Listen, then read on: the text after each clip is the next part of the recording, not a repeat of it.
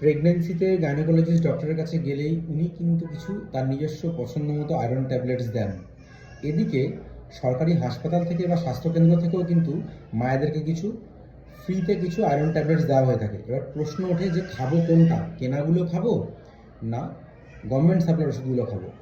এবার আপনাকে জানতে হবে যে আয়রন ট্যাবলেটসগুলো পাওয়া যায় সেগুলোতে কিন্তু এই আয়রনটা কিন্তু বিভিন্ন রকম সল্ট হিসেবে কিছু কম্পাউন্ড হিসেবে থাকে।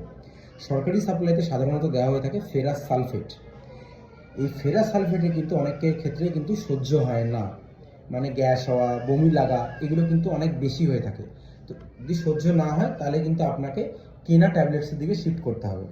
কেনা ট্যাবলেটসগুলো বিভিন্ন কোম্পানির পাওয়া যায়, তার মধ্যে মূলত থাকে যেটা ম্যাক্সিমাম কেসে আমরা পাই সেটা হচ্ছে কিছু মাইক্রোজোমাল বা লাইপোজোমাল আয়রন, কোথাও কোথাও ফেরাস বিসগ্লাইসিনেট, কোথাও কোথাও ফেরিক পাইরোফসফেট, কোথাও কোথাও চিলেটেড আয়রন বা কোথাও কোথাও হিম আয়রন, এইসব কম্পাউন্ড হিসেবে কিন্তু থাকে, যেগুলো অনেকটাই বেশি ফ্রেন্ডলি বা অনেক কিন্তু এতে সাইড এফেক্ট কম হয়।